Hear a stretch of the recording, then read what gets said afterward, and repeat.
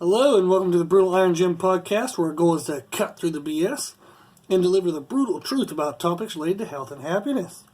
So today's topic is a mindset topic, and we're going to be discussing kind of our overall health. So the title is, are you spending your health or investing into it? So our health is a finite resource. If you just use, but don't reinvest, you will run out. So our health, and this is something that when I was younger, and I am still young, like 35 is not old, but when I was younger, say like in teens or early 20s, and somebody kind of brought up this concept of like running out of health, I would have not paid any attention whatsoever, because at that age you're so fresh and new and just starting life that you really don't even think about the fact that there is an end to it, or that there's only so much of yourself to give. So when you're younger, you have just tons and tons of energy, and everything's kind of new, everything's exciting, and there's just all these possibilities of growth and development and wonder out there in the world. And I'm about to make this sound really depressing, but as you get older, all that fades away. So you get more tired. You just get tired all the time, actually. It's just you're never not tired. That becomes like the new normal. Certain things in life have gone your way, certain things haven't. So things are starting to, like, the amount of possibilities that there are getting narrowed. And then also you start to notice your health or your body having limitations. So now I've lifted weights pretty aggressively for 19 years, and in 19 years I've never missed more than 7 consecutive days. So I've made the most of my 19 years, and I in the process of that, like we've talked about in past podcasts, I have like 16 muscle tears, I think 7 torn ligaments. I broke some bones while training. Have some odds and ends that are kind of haunt me a little bit for my days.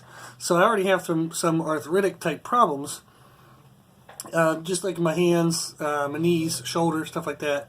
So at 35, I'm already aware that our body is a finite resource, and I should have taken a little bit nicer care of it when I was younger. Now I am still stronger than I've ever been. I'm more muscular and leaner than I've ever been, so I'm still improving. It's just I'm now more aware of the toll that the craziness took on me when I was younger. So this is something that I think a lot of people don't pay attention to, even into older age, is that our health, it's something that at any one point in time, there's only so much of it. You can't just keep drawing from it like a bank account. You only have so much money at one point in time. I have the ability to make more money in the future, sure, but at any one point in time, I only have a certain amount of money. I can only withdraw so much before that becomes a problem.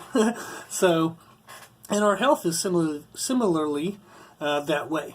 So too often I see people putting off doing the right things health-wise for some magical time later in their life, that magical quote-unquote someday that'll come, but they put off their health and, deem other things to be more important in the moment.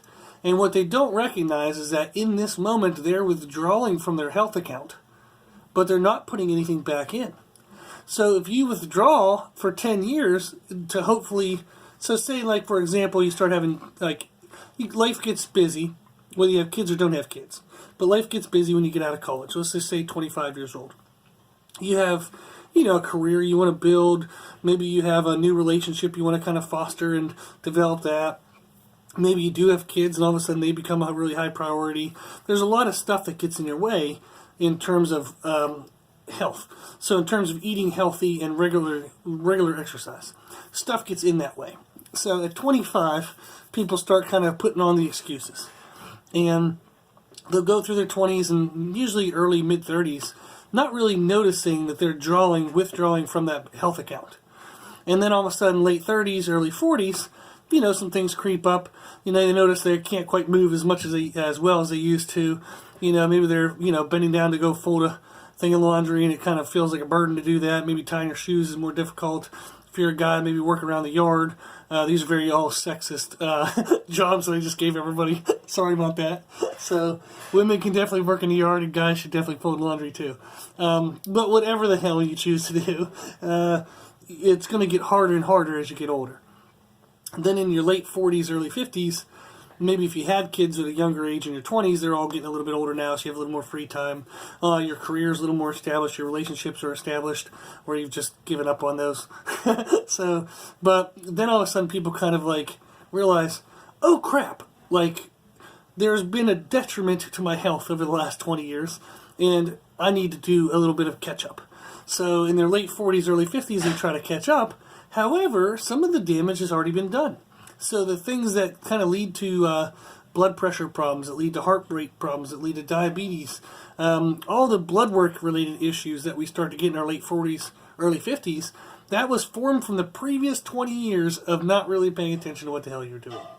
So in their late 40s, early 50s, people try to, quote unquote, reinvest back into health or catch up on their health. But by then the bank account is so damn thin that it's really hard. So you're starting, it's kind of like starting from scratch in a sense. So that's often what I'll see. Now there are variations of that story, of course, but that's generally what happens. When you're younger in life, you tend to not pay attention to health. You spend. As you get later in life, you realize, oh shit, I might die someday, so I need to reinvest back in my health. And then by then, you're reinvesting back in at really kind of subpar levels because everything got withdrawn so thin. So that's something we want to pay attention to and ask ourselves, whatever stage of life you are right now, even if you are younger, okay, if you're in your teens, late teens, early 20s, ask yourself right now, am I spending my health or am I investing into it? Now, something I would have thought of when I was younger was, I'd have been like, man, I go to the gym all the time. Of course I'm investing in my health. But like I just said, I have like 16 muscle tears, 7 ligament tears, all this other crap. So I was actually beating the living crap out of my body. So you have to make sure that if you do train on a regular basis, you are still training correctly and at appropriate volumes, appropriate frequency. You're training in a manner that is building your body up, not breaking it down. So just because you are going to the gym does not mean you're investing into your health. Okay, and that can be seen as in overdoing it, which was my example. And alcohol also can be seen as people just kind of underdoing it and really kind of wasting time. So they go to the gym, BS with some friends, they sweat a little bit, it's kind of sort of maybe a little hard, but they don't really put a lot into it. So therefore they're not going to get a lot back out of it. So it's true that maybe you're doing a good job of kind of spinning your wheels in your health account. So you're, putting back in a very small amount as you're withdrawing a small amount. But why not invest as much as you can? So if we had the option with our finances, and I told you, hey, if you have $50,000 right now, in 10 years, I can guarantee you still have $50,000. Or in 10 years, I can make that $100,000. Which option would you pick? So most likely, we would choose to try to go for more, right? So there might be sacrifices we have to make in the current moment, not spending, not going out to eat, every single week, maybe every other week. Maybe we have to cut back on some of our kind of extraneous expenses. So like for the gym, for example, we have Wi-Fi at the gym, and I would like to present myself as a nice gym owner and say that I got it for the members. No, I didn't. I got it because I need to do work all day, and so do the other trainers. And it just so happens that the members get to use it too. So that's a cool coincidence, but it's definitely not originated for them. Sorry. But we have Wi-Fi expenses. We have satellite radio expenses. Then there's like the general things of like electricity, water, air conditioning, blah, blah, blah, blah. So you might think and look for that, okay, well, maybe I don't really need the Sirius satellite radio. You could just plug in an MP3 player and just cycle through like, a list of like 100 songs. And that would work totally fine. So the Wi-Fi is helpful. So, but if you think about your house, you might have, cable TV plus Wi-Fi plus Netflix, plus some other subscription thingamajig that you probably don't need. But there are things that you would do in the current moment to cut back a little bit on spending to help you have more money in the future whenever maybe your ability to earn money would be more limited. So you think of this as retirement. So we make as much money as we can now. We try not to spend all of that money, so that way as we get older, we don't have to work so hard, and we have money to spend. That's a lot of what we want to consider about our health, is, am I just spend right now with no investing? If I am, what the hell is going to be there when I'm in my 50s and 60s? Nothing. So we have to consider that when we look at health. Is I want to be investing into my health right now, but then also not fully spending it, so that way there's some good health left later on. So when I now this is in concept, this all sounds really nice. So how do we actually put this into practice? And luckily for me, I'm a normal human being. Well, believe it or not, that might actually not be true in certain ways, but it is true in the sense that I've had my own troubles over the years of being like super duper busy and having limited availability for training and whatnot. So like I said, I have trained for 19 years and I have never missed more than a week. So I have made it work, but gosh darn was that difficult at times. So like for example, when I first opened the gym, I was oh man, like I was still training at the university, the local university. I mean, I was still teaching at the local university. So I was teaching, I was training clients, I was writing nutrition programs, I was the janitor, I was the maintenance person, I was the accounting person. So I had my own business I was running, plus I was working part-time, teaching at the college, and then I was actually working for a friend part-time at a supplement store. And it was just anything and everything I could do to make things work. So I remember I was training like 50 to 55 hours of clients in person while doing all of that. So that was, at least 50, 55 hours of work there, plus the time at the school, plus time at the nutrition shop, plus programming, like I said, cleaning, maintenance, accounting, all that stuff. So I was working insane hours to make all this stuff work. And I remember I would get up out of my house, I'd have to work out around 5:30. So I'd leave the house around 5:15. Wouldn't get home sometimes till midnight, 1 o'clock, and then you just fall asleep, stand back up, and go do it again. And if it wasn't for, bills and kind of pursuing this business because I felt it was what my calling was. So out of anything I've ever done in my entire life, health and nutrition is what I'm good at. So I remember all of my clients' lifting numbers, sets and reps, like what we did the last couple workouts, and I never write any of that down, so hopefully that lasts forever. I'm sure my mind will falter a little bit later on in life, but this is what I naturally am good at. I love it, and I felt like God gave me these abilities. And so when I first started this gym, it was a way for me to give back to God.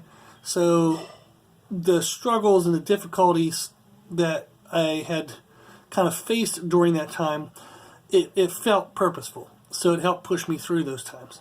And but I do remember the first kind of 2 months of owning the gym, I lost 30 pounds because I was just barely had time to eat. I was only training 2 or 3 times a week, which is ridiculously small for me. So typically a bad week is 4 or 5 workouts. I was living on caffeine and pre-workout. I was taking pre-workout to do paperwork. So I remember that. I would sit down at the computer and realize I had 4 or 5 hours of computer work to do. So I'd take a freaking scoop of pre-workout just so I could try to stay awake. So there was countless amount of times where I would take the pre-workout, I'd be drinking a Red Bull, and all of a sudden I'd wake up and there'd be 4,000 cues on the screen because I had fallen asleep and my hand was just pressing the cue button down for the last 20 minutes. So I would be on a ton of caffeine and still fall asleep anytime, anywhere. And luckily for me, that pace was so insanely intense that I couldn't sustain it for very long. So I did it for a couple of years, and then I realized that there's no way in hell that this is ever going to last. So I knew some kind of change needed made.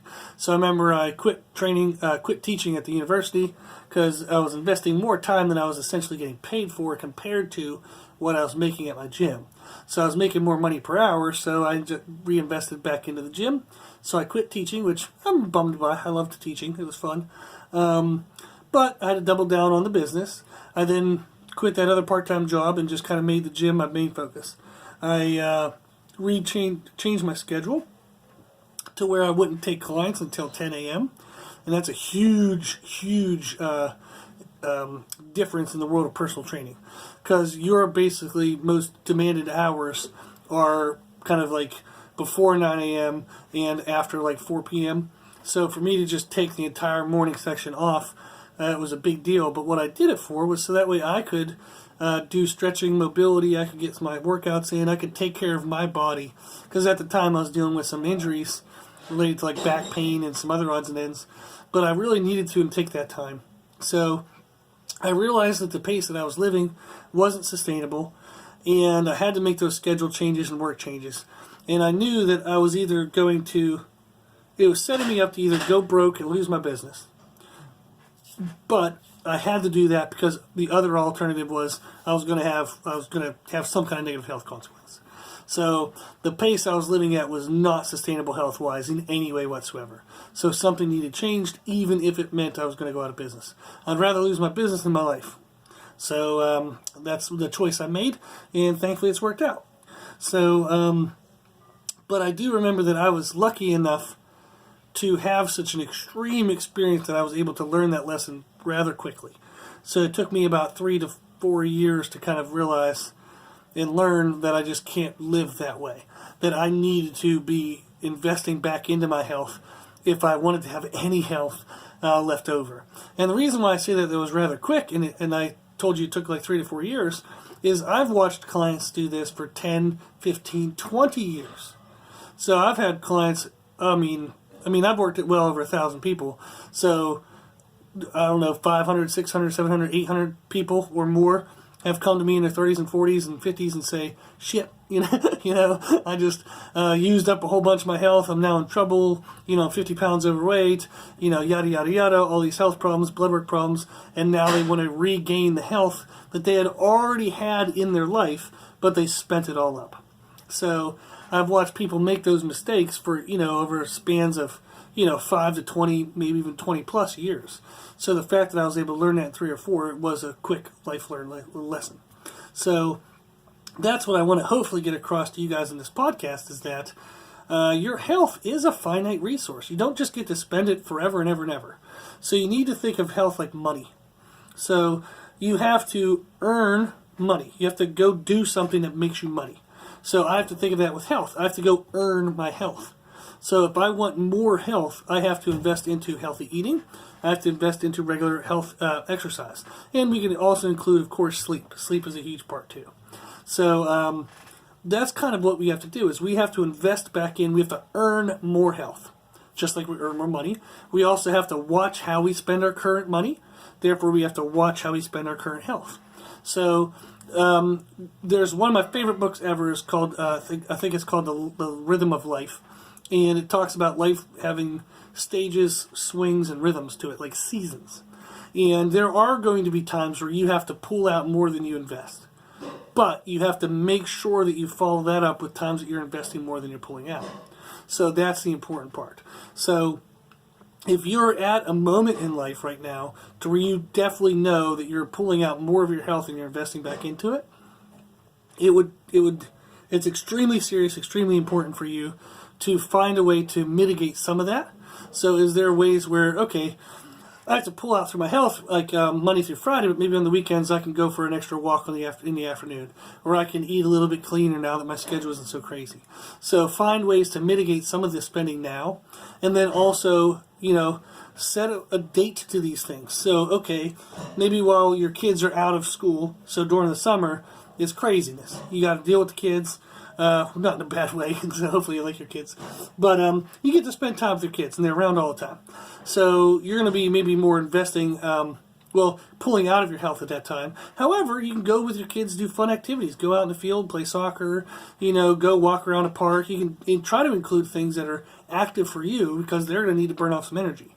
But that's a time where maybe, you don't get to invest into the health.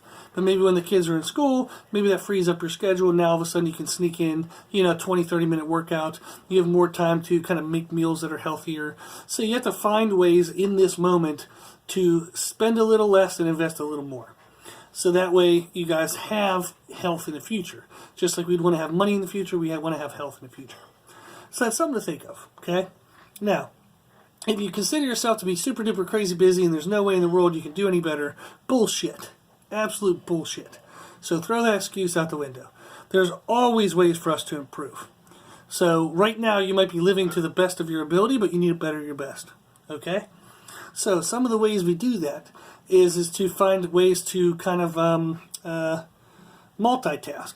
So there's a lot of business CEOs and business books and stuff that people will talk about is whenever they have to make like phone calls, they'll go outside for a walk. So you can even walk around your house, just make loops around your house. So, but if you know, like if you call a friend, you call a parent, you call a sibling, or if you have to just make some random phone calls, maybe you have to deal with, like I hate Verizon Wireless, so because I always have to deal with them and call them about stupid shit all the time. So, but those phone calls last forever, so it would be better for me if I'm doing like a billing phone call or some no-fun phone call to get up and move around. So get off your butt. So even if you're just walking around the room you're in, you can go for a walk outside, but get active while you're doing those type of things that are almost like mindless type things. So we also have a ton of structures for workouts that are 10 minutes or less. So 10-minute workouts. There's actually a structure for that. So if you'd like that written up structure for those workouts, shoot us an email at brutaliron@gmail.com. We also have workouts for at home with no equipment. So we have those written up. You can also find them on YouTube. Just type in no equipment at home workout and you'll find stuff. So they're often 10 to 20 minutes where the person in the video will actually do that workout with you. So they'll do the exercises with you and they count down like the seconds of rest and active time. But you can find 10 or 20 minutes. I guarantee you are sitting on your butt at some point in time in your day for 10 to 20 minutes doing something unmeaningful. Okay? So where you're just watching TV or you're floating around on social media. So you can take those 10 to 20 minutes and do something more meaningful and reinvest back into your health. You're going to think that you're too tired. Again, bullshit.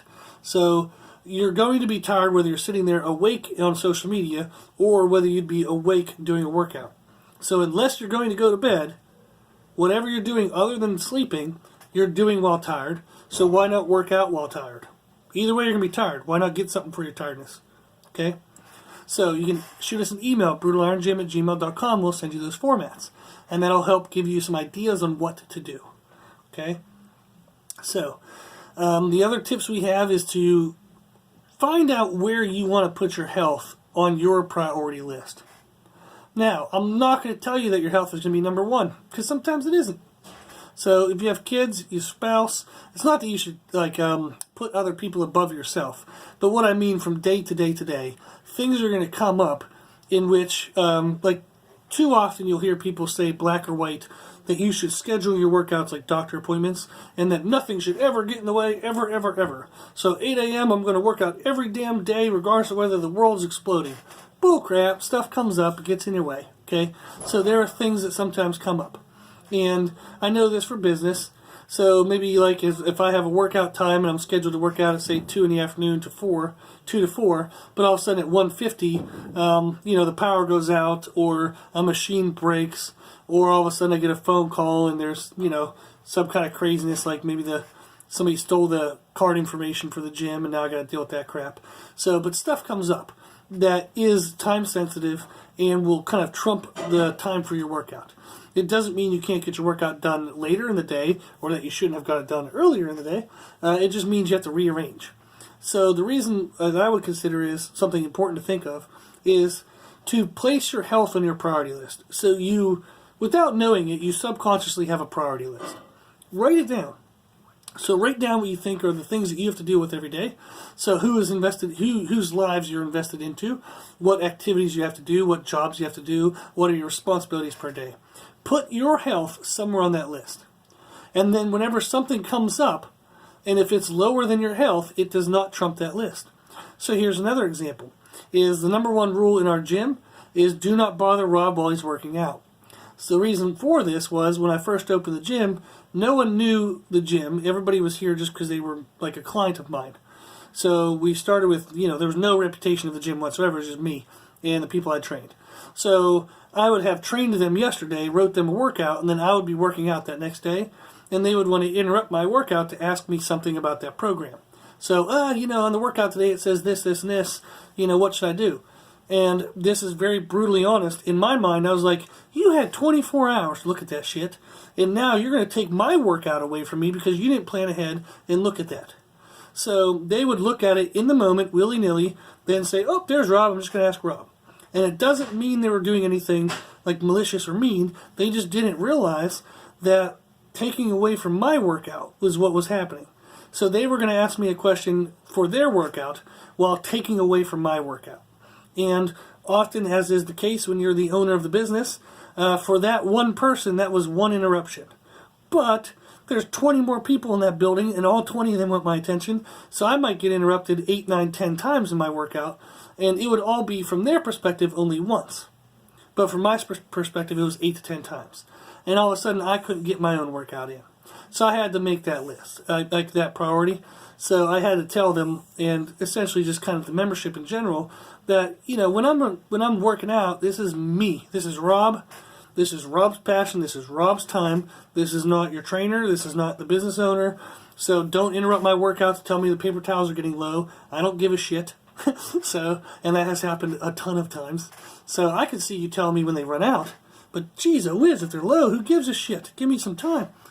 So, but I had to do that. So I had to kind of make, in my mind, where the priority of my workout would stand. Okay, what was important, what wasn't important compared to my workout. And I had to make that known to the people around me. And this is important. So if you have other people in your life, family, spouse, blah, blah, blah, you have to let them know as well. So you might set boundaries for yourself and what's in your life, but if they're unaware of those boundaries, they're going to walk all over them. So my parents, for example, I love my mom and dad, but they know that when I'm working out, that's my time. So I ask them to not bother me during that time. And if there's anything, you know, if it can wait, to let it wait. So, or my mom is freaking awesome, and she'll just send me a text. So that way, in between sets, if I see the text, I can answer it, but not lose the rhythm of my workout. So that's awesome that she does that for me. But that's what you want to do, is decide where your priority, where your health is on your priority list, and then tell those around you so that way they can help support you as well. Then also you want to track your adherence towards working out.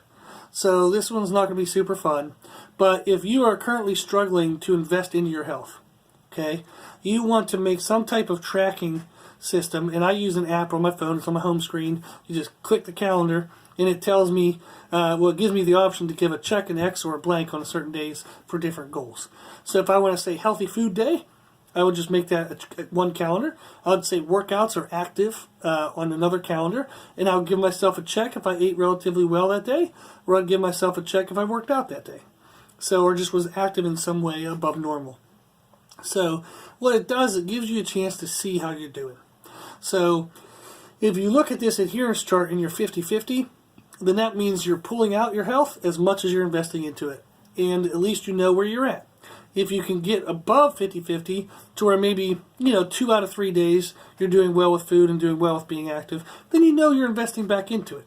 So you're making a little bit of positive ground on your health. So that's a really cool way to see firsthand in your face a tangible viewpoint of whether you're spending or investing in your health.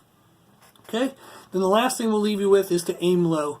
We've done a podcast way in the past, I think it was like maybe within the first 30 podcasts, on a concept called aim low. It's a concept by Jordan Peterson, who's a psychologist, and has a really awesome book called The 12 Rules of Life.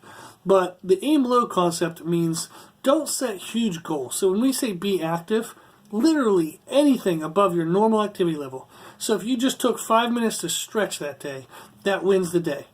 If you took a 10-minute walk, that wins the day. It doesn't have to be 2 hours in the gym and killing yourself. Now that's awesome if you can get to the gym, absolutely great. But don't make that the be-all, end-all of whether you were active that day or a good day. Otherwise you're going to feel kind of depressed. So just at first, start with physical activity, anything above your normal life, call that a victory. So build up some check marks, build up some winning of the days. So build up some good days. And just make it very low-level standards for nutrition as well. So if you went that day and didn't drink a whole bottle of wine or didn't drink, eat a half a tub of ice cream, then that's winning the day. So you want to aim low and get some positive momentum, positive feeling towards your efforts. So slow growth is always better than no growth. Okay? So there are some practical things you can use. So think